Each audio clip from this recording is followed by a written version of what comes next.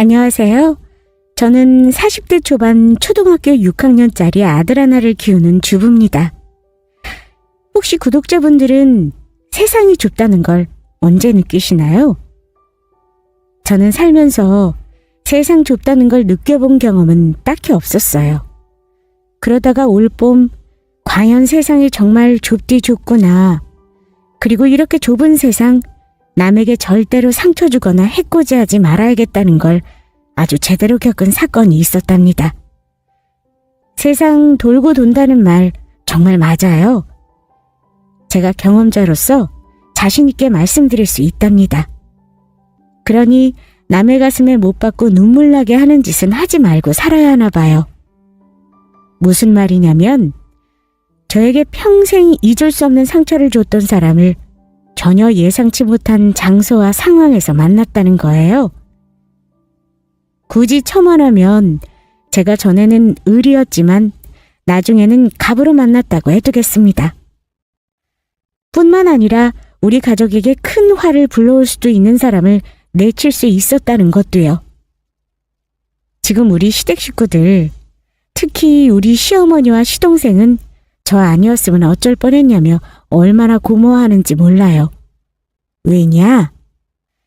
제가 시동생과 결혼하기로 약속한 사람의 진짜 실체를 낱낱이 까발려 줬거든요. 무슨 사연인지 저의 경험담을 지금부터 말씀드려 보겠습니다.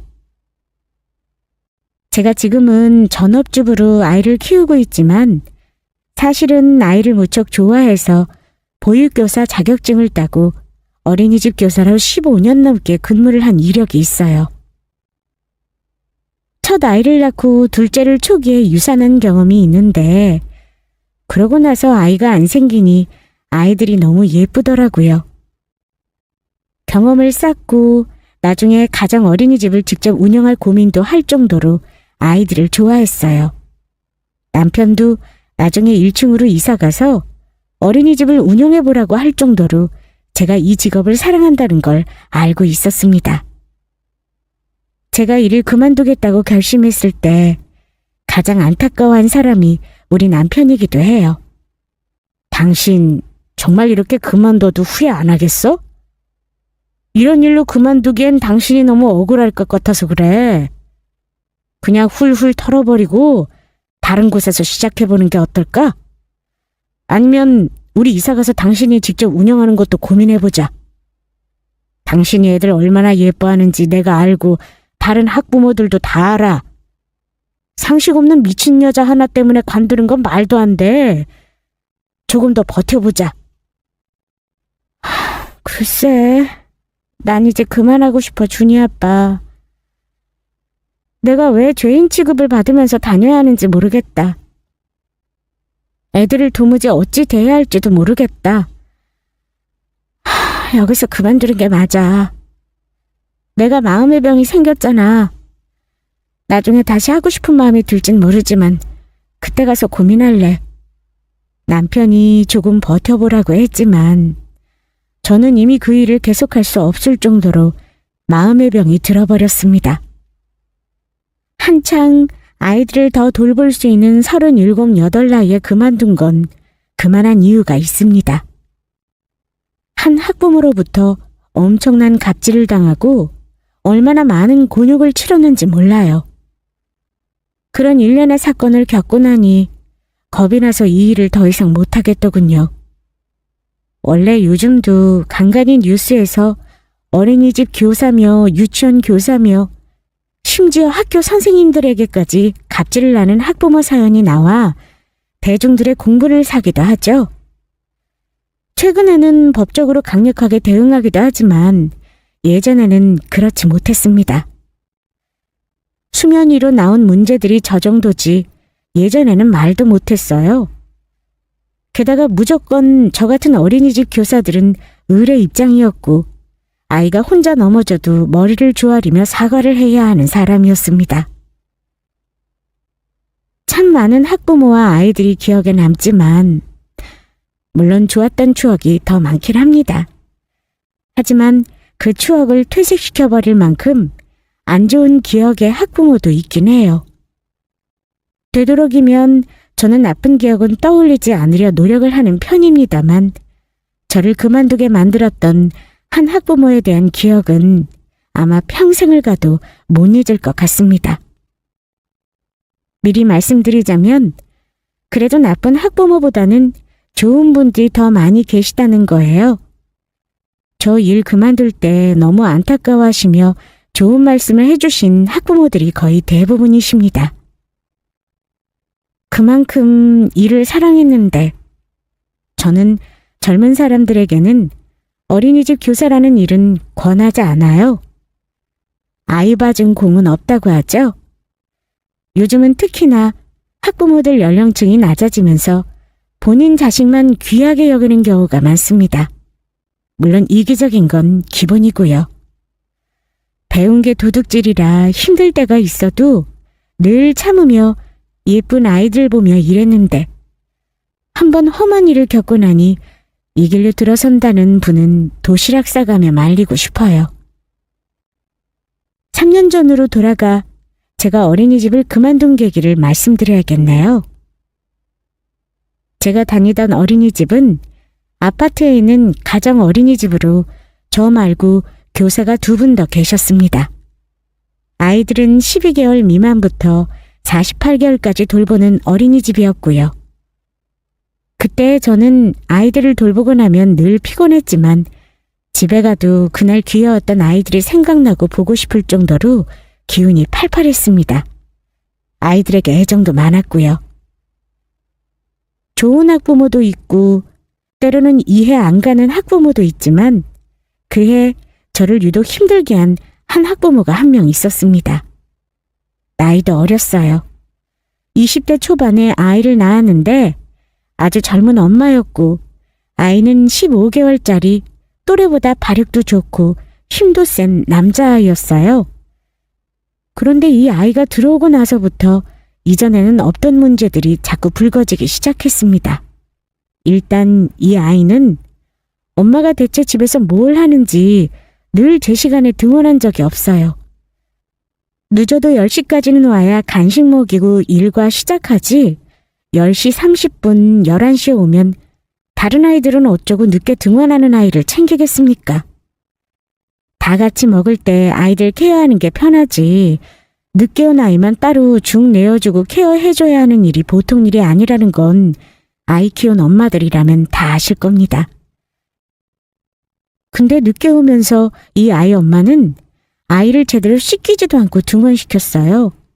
늘 눈곱이 그대로 붙어있거나 입에는 침자국에 아직 아기인데도 머리에서 냄새나고 팔다리에는 허옇게 각질이 붙어 있었죠. 겨울에는 얼굴이 다 터서 등원한 적도 많아요. 그냥 놔두기가 뭐해 대강 세수시키고 원에 있는 로션을 발라주곤 했었죠. 아이는 맨날 씻기지도 않으면서 10시 한참 넘어 원에 아이 등원시키러 온 거 보면 본인은 말끔하게 화장 다 하고 옷도 예쁘게 차려입고 그러고 오는 엄마예요. 그런데 이 아이 엄마가 좀 개념이 없었습니다. 제가 혹여 아이 컨디션이 안 좋아서 이런 조치를 했다고 하면 어떤 피드백이 없어요. 고맙다는 말을 바라는 건 아니고요. 아이에게 본인이 좀 더 신경 쓰겠다는 말이 한마디도 없습니다. 처음에는 엄마가 어리고 초보라 그런 줄 알았는데 그보다 더 어린 엄마도 야무지게 2 이상 되는 아이 케어하고 잘합니다. 아이랑 상호작용도 없어서 늘 아이는 뭔가 짜증스러웠고 옆에 있는 친구 볼을 꼬집거나 밀어버리는 일도 종종 있었어요. 특히 그 엄마는 얼마나 개념이 없는지 아이가 아파도 케어를 안 하고 원에 보내는 엄마였어요. 한 번은 아이가 원에 등원했는데 열이 펄펄 나는 겁니다. 1시간 정도 지켜봤는데 아니다 싶어 아이 엄마에게 전화를 했어요. 현서 어머니, 현서가 지금 열이 많이 나는데요. 기침도 하는 것 같고요. 이 상태로는 다른 아이한테 감기를 옮길 수도 있어서요. 하원하는 게 좋을 것 같아요. 하지만 되돌아오는 말이 얼마나 황당했는 줄 아세요? 어머 선생님, 우리 애 가방 앞주머니에 해열제 넣어놨는데 제가 말씀드리는 걸 깜빡했네요. 그거 먹여주세요. 약 먹으면 금방 열 떨어져요. 그리고 지금은 제가 도저히 애 데리러 갈 상황이 아니라서요. 일단 최대한 4시 전에는 데려가 보도록 하겠습니다. 그러니까 이 엄마는 아이가 열나고 아픈 줄 알면서도 슬쩍 어린이집에 그냥 보낸 겁니다. 저도 아이 키우는 엄마지만 우리 아이 어릴 적에 조금이라도 열나거나 컨디션 안 좋으면 어린이집 보내지 않았어요.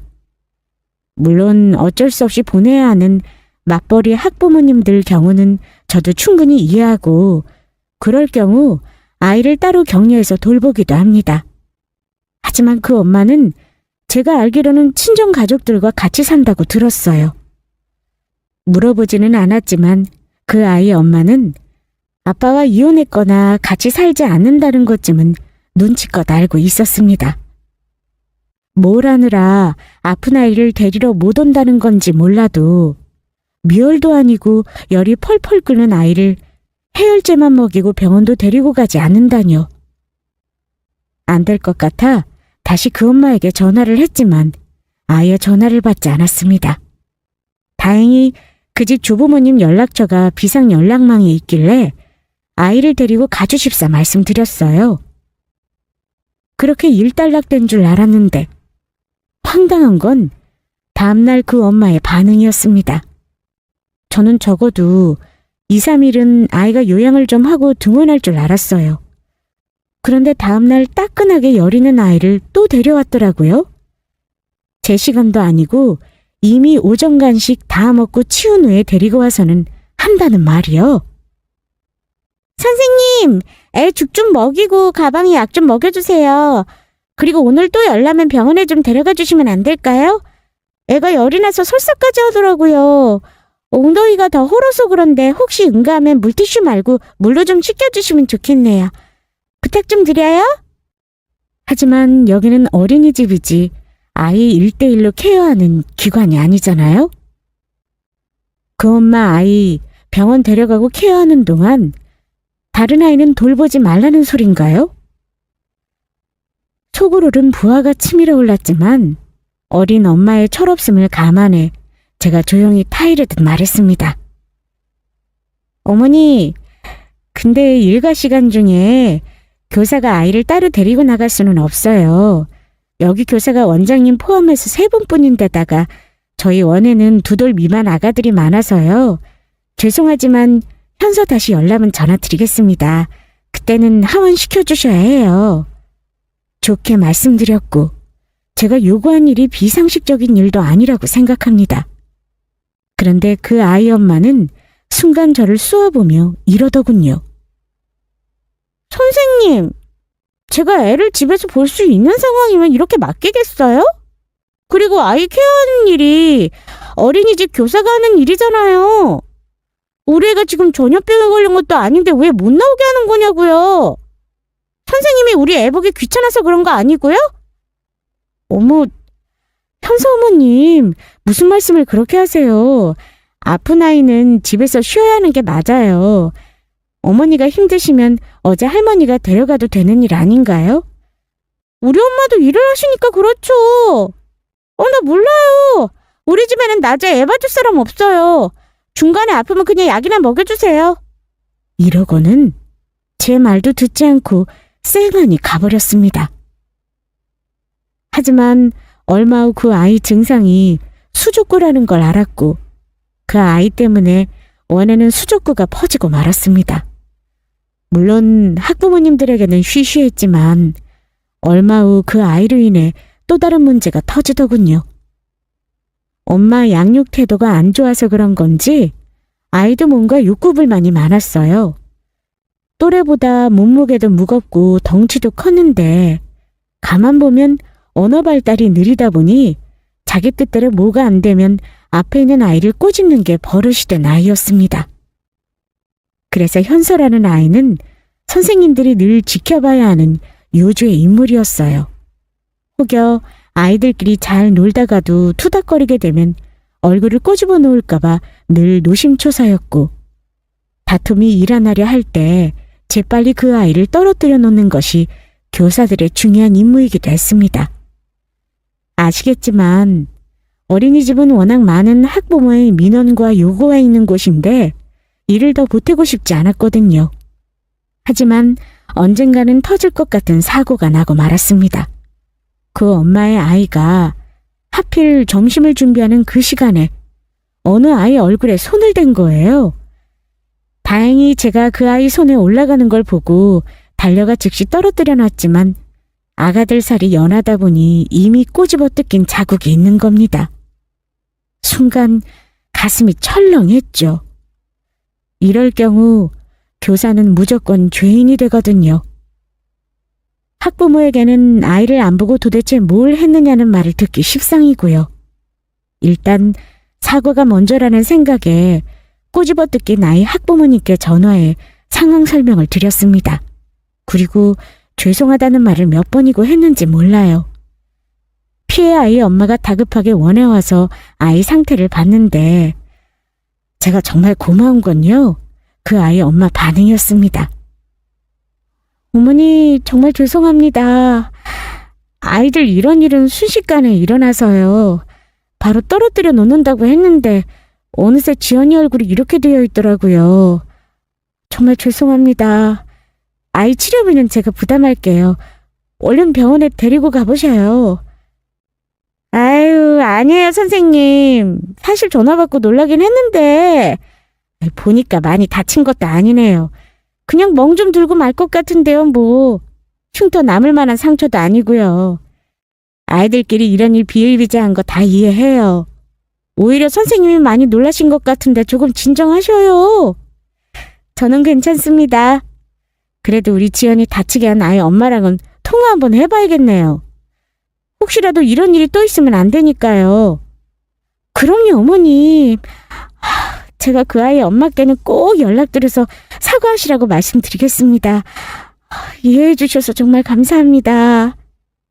다행히 그 학부모님은 피치 못할 상황이었음을 이해해 주셨고 때린 이 엄마에게 재발 방지 약속만 받고 싶어 하셨습니다. 저는 당연히 현수 엄마에게도 연락을 해서 그날 있었던 일을 얘기했고 다친 이 엄마 연락처를 알려드리며 사과는 하셔야 할 것 같다고 말했습니다. 현수 어머니, 그래도 지연이 어머님이 아이들끼리 그런 건 이해하시는 분이세요. 그래도 현서가 평소에 좀 꼬집는 습관이 있는 거니까 이번에는 어머니가 훈육도 하셔야 할 것 같고요.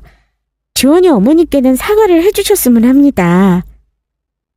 전화하기 전부터 도대체 이번에는 어떤 반응일지 가슴이 떨렸는데 역시나 그 엄마는 평범한 상식의 사람은 아니었습니다.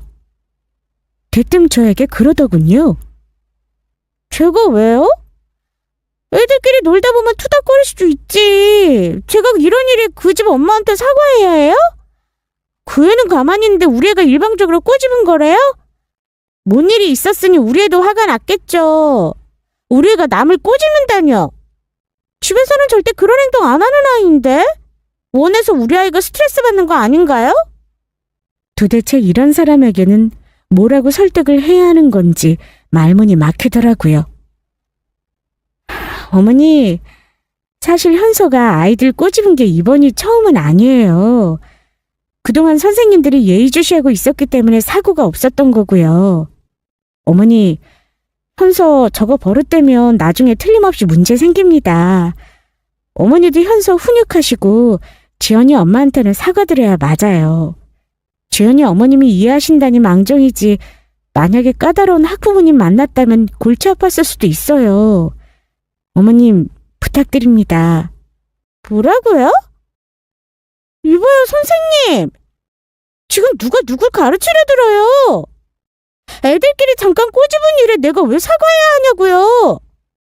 선생이 애들을 잘 안 보살펴서 그런 일이 생긴 거지 우리의 집에서는 전혀 그런 행동 안 하는 아이예요. 아시겠어요? 우리의 차별 대우하는 것 같아서 나 완전 기분 별로네요. 내가 여기 아니면 보낼 어린이집 없는 줄 아세요? 이러면서 애를 데리고 가버리더군요. 저는 얼마나 황당했는지 몰라요. 이건 개념만 물에 말아먹은 게 아니라 인간적인 도리도 없는 여자더라고요. 피해 아이 엄마에게 사실대로 말할 수는 없는 노릇이니 제가 그 아이 엄마에게 다시 전화를 해 잘 말씀을 드렸지만 그 아이는 결국 일주일만 더 다니고 다른 원으로 옮기게 되었습니다. 그러면서 전해드린 얘기가 있었어요. 현서 엄마라는 사람이 사실 그 동네에서 꽤나 유명하답니다. 역시나 예상대로 미혼모였고 심지어 소문이 안 좋았대요. 가정 있는 남자 유혹해 아이를 가졌고 낳을 정도면 보통 깡 있는 여자가 아니라고 하더군요. 바람 피워 아이까지 낳은 남자는 의사였다는데 본처한테 이혼당하고 그 여자랑 재혼하려고 했나 봐요. 그런데 정말 천벌이라는 게 있는 건지 교통사고로 죽었다고 하더군요. 이 얘기가 아주 동네에 소문이 파다했었대요. 멀쩡한 남의 남편 뺏어다 잡아먹은 년이라는 소문이요. 아마 본처한테 머리채도 잡히고 했던 모양입니다. 참나, 정말 드라마에서나 나올 법한 얘기더라고요. 그 뒤로 아이는 그 집의 부모 밑으로 출생신고를 해놨다는 소문이 있긴 했어요. 서류상으로 조부모의 자식으로 되어 있다는 거죠. 어쨌든 저는 남의 개인사는 알고 싶지 않았고 궁금하지도 않았습니다. 그저 이 상황이 잘 해결되기를 바랬을 뿐이죠. 하지만 다친 아이가 결국 원을 떠나고 나니 저는 마음이 무척 안 좋았죠. 잘 해결될 수 있는 일인데 현서 엄마의 잘못된 행동으로 원에서도 피해를 보고 그 아이 엄마도 마음이 상했을 테니 말입니다. 그런데 문제는 그게 다가 아니었습니다.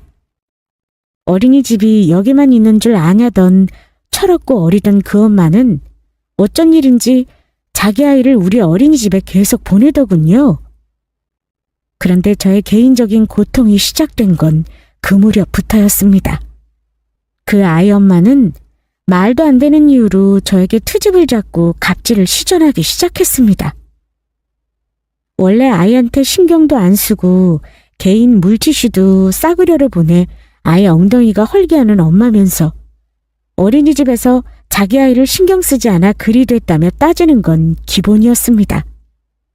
낮잠 자다가 모기에 물렸는지 아이가 한쪽 볼이 조금 부어서 갔는데 그 다음날 아주 난리가 났었어요. 선생이 애들 자는데 모기도 안 잡고 뭐 한 거예요? 그리고 왜 다른 애들은 멀쩡한데 우리 애만 모기에 물리냐고요? 선생님은 가만 보면 참을대화하시는 것 같네요? 부탁이니까 앞으로는 낮잠 시간에 우리 애 모기 물리는 일 없게 해주세요. 저런 얼토당토 않는 말에도 죄송하다는 말을 해야 하는 게 보육교사라는 직업이었습니다. 자기 애를 이렇게 해달라, 하운할 때 양치를 시켜달라, 어린이집 수첩에 아이가 그날 뭘 했는지 다 적어달라는 둥, 이건 맞출 수가 없는 요구였습니다. 아이 사진을 혼자만 찍어주면 우리 애는 왕따 시키는 거냐고 다른 반 친구들과 다정하게 찍어보내면 지금 애들 초과 보육하는 거냐고 트집 잡고 정말 하루하루가 고통이었네요. 참다 못해 제가 그랬어요. 현서 어머님, 제가 현서 역시 다른 아이들과 차별 없이 원 운영이랑 계획안에 따라 잘 보육하겠습니다. 그러니까 너무 무리한 요구는 하지 마시고 믿고 보내주셔요. 그랬더니 돌아오는 말이 뭐였는 줄 아시나요? 뭐라고요? 보육교사 나부랭이 주제에 학부모가 해달라는 대로 해주면 되지. 무슨 학교 선생님처럼 굴고 그러세요? 아, 솔직히 보육교사 자격증 그거 개나 소나 다 따는 거잖아요. 내가 선생님을 학교 선생님처럼 어려워해야 하나요? 할 말이 없더군요. 나중에는 제가 선생자질 없다며 구청에 민원을 넣고 괴롭히더니만 제 입에서 기어이 사과의 말을 해야 했습니다. 그랬더니만 글쎄 진정한 사과를 하려면 무릎이라도 꿇어야 하는 거 아니냐고 하대요. 어이가 없어서 무릎을 꿇으라뇨. 그런 못된 짓은 누구한테 배워먹은 걸까요? 저는 그녀에게 절대 무릎 꿇지 않았습니다. 그리고 결국은 제가 어린이집을 그만뒀습니다. 저런 말까지 들으며 내가 여기서 뭘 하나 싶었고, 아이는 죄가 없음에도 저도 사람인지라 그 아이를 보면 미워지려 하더라고요. 그래도 내 새끼 신경 쓰는 일이 세상에서 제일 편하고 행복하긴 하더라고요. 원장님이 얘기해서 달래보려고 하니 그 엄마가 다른 엄마들한테도 얘기해서 다 같이 그만둬봐야 정신 차리시겠냐고 하더라네요. 어쩌겠나요. 가불병정 중 을도 안 되는 제가 그만두는 게 최선이죠. 그래서 저는 그토록 좋아했던 보육교사 일을 그만두게 된 겁니다. 그 일 그만두고 원장님과는 때때로 연락을 주고받았는데 저 관두고 나서 얼마 안 돼요. 갑질하던 그 엄마는 아이는 자기 부모에게 맡기고 재혼을 한 건지 아니면 일을 다니는 건지 갑자기 사라졌다고 하는 겁니다. 저는 그 동네 살다가 아이 교육 때문에 학군지로 이사를 왔는데 서서히 연락을 안 하게 되면서 그때의 상처도 조금은 옅어지게 되었습니다. 일 그만둘 때 우리 아이가 초등학교 4학년 올라갈 무렵이었는데 어느덧 아이가 6학년이 되어 있었습니다. 저는 일을 관두고 나서도 아이들 틈에서 일하던 시절이 그리울 때가 많았어요. 언젠가 여유가 되면 다시 일을 하고 싶다는 마음은 있었지만 저도 40대 나이에 접어들다 보니 생각보다 다시 뭔가를 시작하는 일이 쉽지 않았습니다. 그런데 참 우스운 게요. 사람 인연이 무서운 건가 봅니다. 내가 좋아하는 일을 그만두게 한 그 여자를 예상치 못한 곳에서 만나게 됐으니 말입니다. 그것도 3년이나 지난 시점에 말이죠. 이 얘기를 하자면 우리 시동생에 대해서 먼저 말씀드려야겠네요. 우리 시동생이 30대 중후반 노총각입니다. 남편이 42이고 시동생이 저보다 3살이 어려요. 36인데 공부만 하느라 장가를 못 갔습니다. 아니, 여자 만날 시간이 없었다고 하는 게 맞겠네요. 그도 그럴 것이 우리 시동생이 삼수에서 의대 갔고 지금은 지방에서 의원을 운영합니다. 성형외과 전문의를 따지는 않아서 진료는 주로 미용 쪽 시술만 하고요.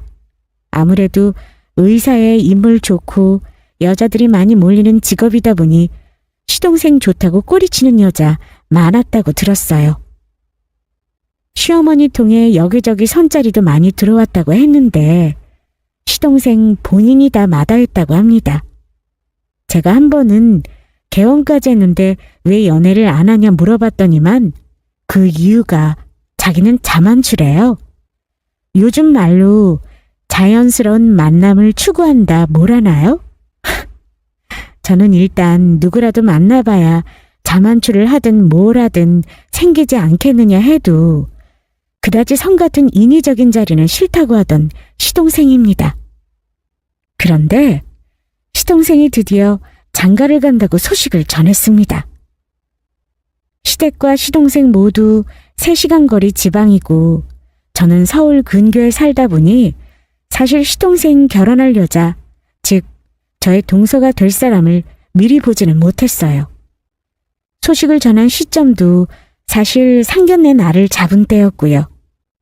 저나 남편은 적잖이 놀랐습니다. 도련님 언제 연애를 몰래 했대? 너무 놀랐잖아 나. 대체 어디서 만나서 그렇게 도둑연애를 하고 결혼까지 결심했대? 나도 놀라서 물어봤더니만 글쎄 병원에 일하던 상담 실장이래. 올해 29이라네. 개원 멤버라서 아마 같이 일하다가 정이 든 모양이야. 자기한테 엄청 잘한다고 자랑을 하더라. 아이고 그렇게 자만추를 추구하더니만 정말 소원을 이뤘네 우리 도련님. 그래 그 아가씨 집안은 어떻대? 뭐 평범한가 봐. 부모님 2분 다 계시고 동생이 있는데 나이 차이가 좀 많이 난다고 하네. 뭐 듣기로는 부모님이 늦은 나이에 아들 하나를 입양을 하셨다나 뭐라나. 아참 동생이 그러더라. 저가가 우리 예전에 살던 동네 있지? 당신 어린이집 일하던 동네 말이야. 거기라던데? 세상 좁네. 그치? 그래?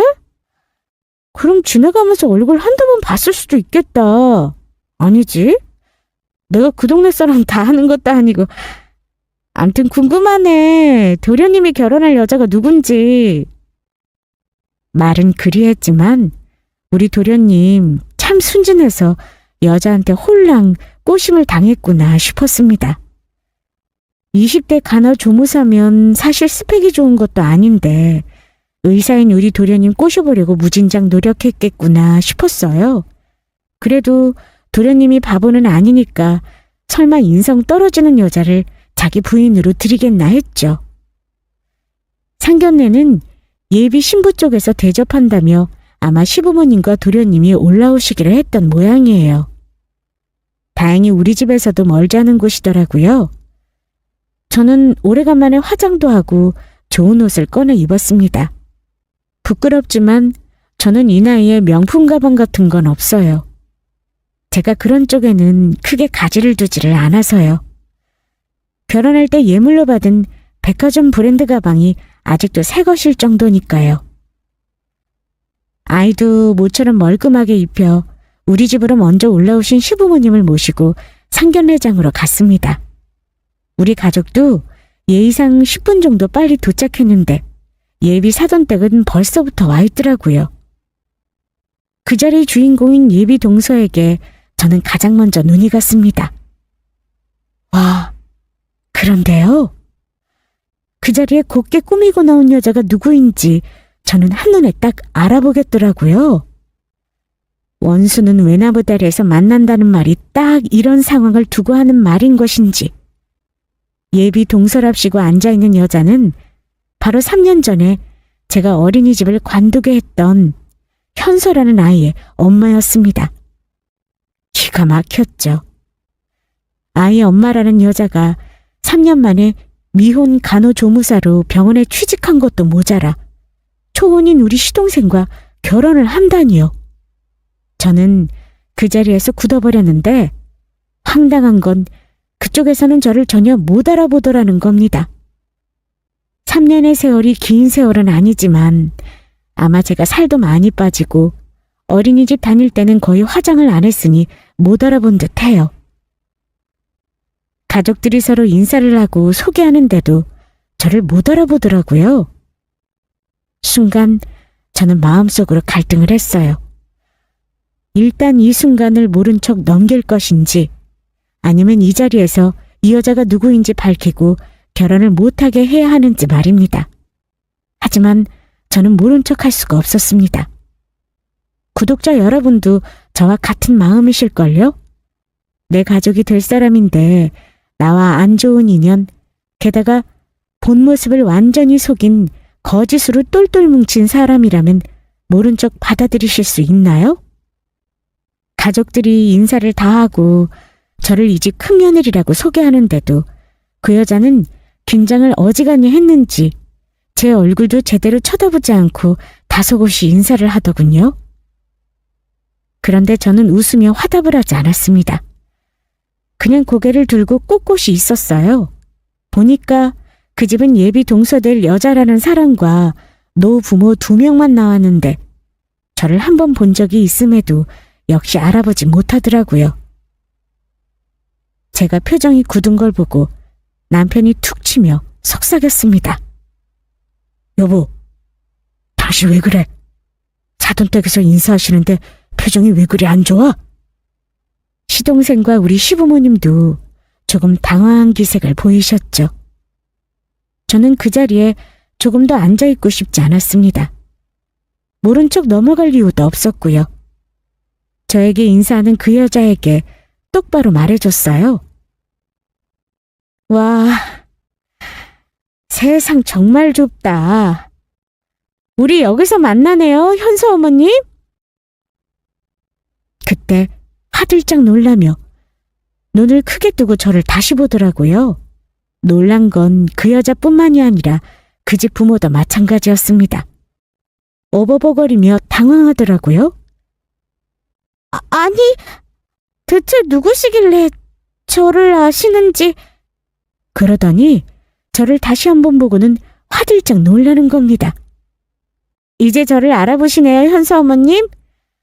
근데 아이 엄마라는 사람이 대체 어떻게 신분 세탁을 하신 거예요?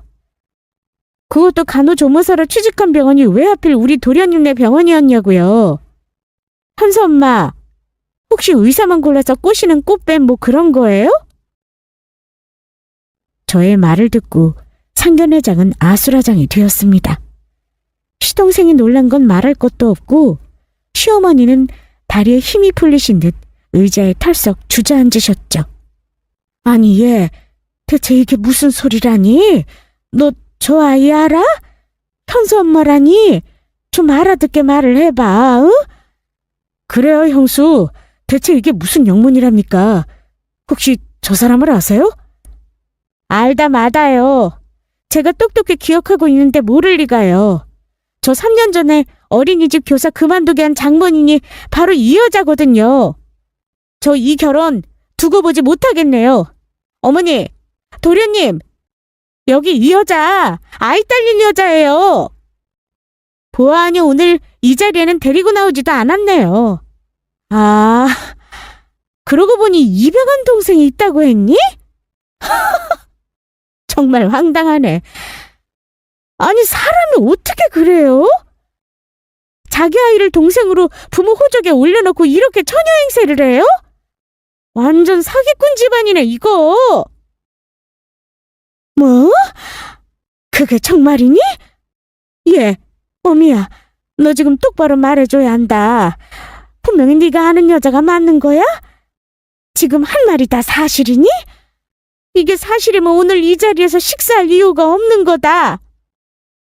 시동생은 당황하면서도 먼저 형수인 저의 말을 듣기보다는 자기가 사랑하는 여자 말을 듣고 싶었던 것 같습니다. 주연아, 네가 말해봐. 우리 형수 말이 맞아? 너 우리 형수 만난 적 있느냐고. 아니, 제발 아니라고 해줘라. 어? 하지만 아무리 뻔뻔한 여자라도 본 사람을 안 봤다고 어찌 잡아떼겠습니까? 더군다나 엄청난 비밀을 알고 있는 사람인 저를 모른다고 하면 제가 어찌 나올 줄 알고요. 아무 대답 못하고 쩔쩔매는 여자네 집 식구들을 보고 제가 먼저 물었습니다. 현수 어머니? 아니지. 이제 저는 보육교사 그만뒀으니 을이 아니네요. 이봐요 아가씨. 어디 내 얼굴 똑바로 보고 한번 대답해봐. 네가 초혼이라는 거지? 결혼 한 번도 한 적 없고 애도 없는? 대답해보라니까? 당연히 대답을 못하더라고요. 대답을 못하겠지. 내가 대신 대답해줄게. 가정 있는 남자 꼬셔서 애까지 낳고 이혼시키고 나서 결국 네가 잡아먹었잖아. 하필 왜 그때 네가 잡아먹은 사람도 의사고 우리 도련님도 의사인지 모르겠다. 너 이제 보니 아주 계획적인 애구나. 의사만 타겟 삼아 잡아먹는. 제 말을 듣고 시아버지는 에이 하시더니만 담배를 피우러 나가버리셨습니다. 어머니는 아이고 하시더니 뒷목을 잡으셨고요. 우리 큰며느리가 하는 말이 전부 사실이냐? 너 입양한 누뚜기 동생이라는 아이가 네 아이야? 그런 거니? 대답 없이 고개를 끄덕이는 걸 본 어머니는 갑자기 시동생에게 말씀하셨습니다. 예, 진수야, 다 들었지? 네 형수 아니었으면 너 인생 망칠 뻔했구나. 저기, 이보세요. 우리 집안하고 인연은 여기서 끝냅시다. 몰랐다면 모를까. 우리 큰며느리에게 이 소리를 듣고 내 아들 장가 보낼 마음 없네요. 어쩜 딸을 신분 세탁해서 남의 자식한테 시집 보낼 생각을 해요? 이 결혼은 파혼입니다. 이미 이 결혼 글렀다고 생각한 건지 그 집 부모는 황망한 얼굴을 하고선 나갈 채비까지 하고 있었습니다. 그때 현서 엄마가 나가려는 제 팔뚝을 붙잡더라고요. 저기, 죄송합니다. 제가 안 그래도 선생님 어린이집 그만두었다는 소리 듣고 사과드리려고 했는데 정말 그때 일은 죄송해요. 진심으로 사과드립니다. 용서하세요. 제가 어리고 뭘 몰랐네요. 하지만 사과한다는 입과 달리 그 여자의 눈은 뭔지 모를 분노로 이글거리고 있는 걸 제 눈으로 똑똑히 보았습니다. 사과요? 제가 지금 사과받으려고 이 자리 망친 줄 아세요? 사과는 무슨, 이미 3년이나 지난 일이고 나는 그 일로 직장까지 그만둔 사람이에요. 그깟 사과로 끝낼 일이 아니라고요. 아시겠어요? 나는 아직도 예전에 당신한테 갑질당한 일만 떠올려도 열받는데 사과한다면 그 상처가 보상이 되나요? 그 일은 사과한다지만 선생님이 남의 결혼 망칠 자격은 있는 건가요? 오빠한테 물어보세요. 그 병원에서 저 2년 넘게 일했고 서로 사랑하는 사이예요. 오빠가 이런 저와 결혼하겠다면 그 의사를 존중해줘야죠. 왜 형수가 끼어들어서 다 망치려 드는지 모르겠네요. 역시 그 여자는 본색이 변하지 않았더라고요. 그래서 똑똑히 알려줬습니다. 아이고, 이보세요. 우리 도련님이 과연 그쪽에 애 딸린 엄마고 예전에 가정 있는 남자 꼬셔서 이혼시켰다는 사실 알았다면 댁을 만났을까요? 댁이 갖은 술수로 우리 도련님을 꼬여낸 거잖아요. 우리 도련님은 그쪽이 초혼인 줄 알고 있다고요. 이거 엄연히 혼인 사기예요? 고속감이라고요? 말이 안 통하니 어쩔 수 없네. 내가 지금 당장 경찰이라도 부를까요? 남편은 시어머니를 모시고 밖으로 나갔고 시동생은 여전히 이 상황이 믿기지 않는지 부들거리기만 했습니다. 네가 어떻게... 우리 형수 말이 다 사실인가 보네. 너 정말 무서운 애구나. 김주연, 너는 아이한테 부끄럽지도 않냐? 미혼 행세하면서 나한테 접근한 것도 다 네 머릿속 계산이었구나. 네 부모님은 대체 뭐야? 너랑 진짜 가족이 맞긴 하냐? 됐다, 됐어. 그만하자. 오늘 이후로 우리 결혼은 없었던 일로 해. 나는 네가 정말 좋았다면 사별하고 아이 키운다 해도 만났을 거야. 하지만 나는 거짓말쟁이는 못 참아줘. 우린 파혼이다. 도련님 생각 잘하셨어요. 저 여자 정말 무서운 여자 맞아요. 아마 어딜 가든 약자한테 갑질하고 못되게 굴걸요?